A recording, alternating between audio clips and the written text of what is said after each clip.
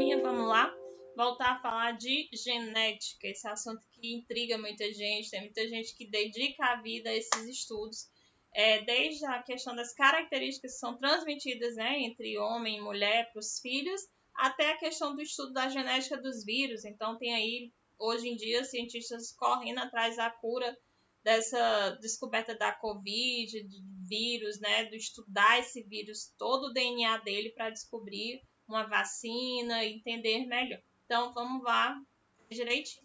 Eu trouxe para iniciar hoje a questão dessa chargezinha genética, né, para pensar e responder.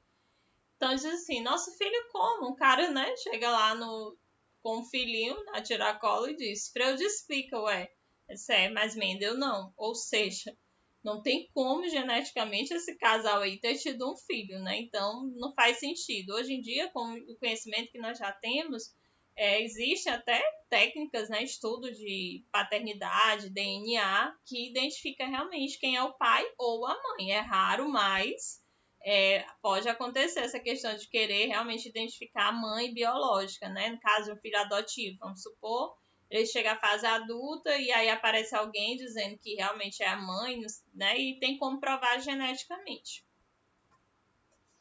Homozigose, gente. Vamos lá voltar aos termos, né, técnicos dessa questão da genética. A questão da homozigose. Direitos seres são diploides que apresentam duas cópias de cada gene. Cada um é um cromossomo homólogo. O indivíduo homozigoto apresenta dois genes alelos iguais, que sejam genes dominantes ou recessivos. Lembra que eu falei que é representado por letras, né? Então, azão, bezinho, bezinho, zezão, zezão, pezinho, pezinho, vai depender da característica ser dominante ou recessiva. Nós vamos entender também. Heterozigose, indivíduos apresentam alelos diferentes com genes não chamados heterozigotos. Azão, azinho, bezão, bezinho, pezão, pezinho, e aí por aí vai. Aí depende da mistura. Aí entra a característica da dominância, que são os alelos que expressam a mesma forma nas condições homozigóticas e heterozigóticas, que são chamados dominantes. Indivíduos RR e RR, Rzão, Rzinho. O fator RH são RH positivo, ou seja, ele vai dominar aquela característica. Sangue O, pai sangue O, mãe sangue O positivo. Então, os filhos têm uma grande chance de nascer todos sangue O positivo, que é uma característica dominante, certo? Recessividade. Os alelos não expressam uma condição heterozigótica, que são dominantes recessivos. Então, o alelo R, uma vez que o indivíduo só pode ter aquela característica se tiver RR, ou seja, o RH negativo, é um exemplo, né? Então, para que alguém nasça com fator RH negativo, precisa ter o pai e a mãe, aquele gene recessivo, ser uma combinação para que ele nasça com aquela característica. Senão, ele vai ser positivo, porque a característica positiva é que é a dominante. Na produção dos gametas. Qual tipo de gameta pode ser produzido por essa junção aí, ó? Azão, azinho.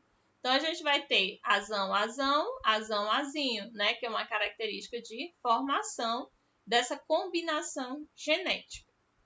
Aí, a gente fala um pouquinho a respeito de Mendel, que foi um dos que fez os seus experimentos promovendo o cruzamento de ervilhas de cheiro, né? Que é a Psium passivum, que ela tem essa característica. Ele foi o mentor, o pai da genética. O seu trabalho foi ignorado por muito tempo, sendo só redescoberto em 1900, certo? Ele criou um modelo experimental que se explica a transição de características de geração para geração. Ele tem o mérito por imaginar um modelo que seria comprovado mais tarde a partir da observação do núcleo dessa célula, do processo de divisão celular e dos elementos envolvidos, que são os cromossomos. Ele trabalhou com ervilhas que eram cultivadas em seu canteiro no jardim do mosteiro. Mendel verificou as características estudadas se manifestavam nas ervilhas descendentes, ou seja, a teoria mesmo da transmissão da hereditariedade. Por que ele estudou ervilhas, né? Porque era de fácil cultivo e se reproduziam rápido, porque possuem flores hermafroditas, facilitando a ocorrência da autofecundação e, consequentemente, a obtenção de linhagens puras.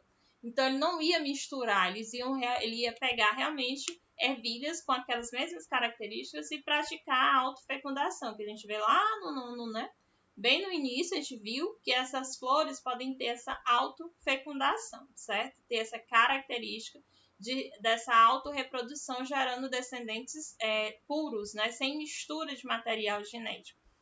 Antigamente as pessoas tinham essa característica de dizer que as famílias não podiam se misturar, os nobres só poderiam se casar e ter filhos com nobres, porque não iam misturar o sangue, né? As raças não iam ser misturadas. E aí eu ter filhos com características daquela mesma linhagem. Então eles já tinham esse estudo dessa questão da genética, mesmo sem nem ter esse conhecimento científico, né? Eles não gostavam de misturar as raças.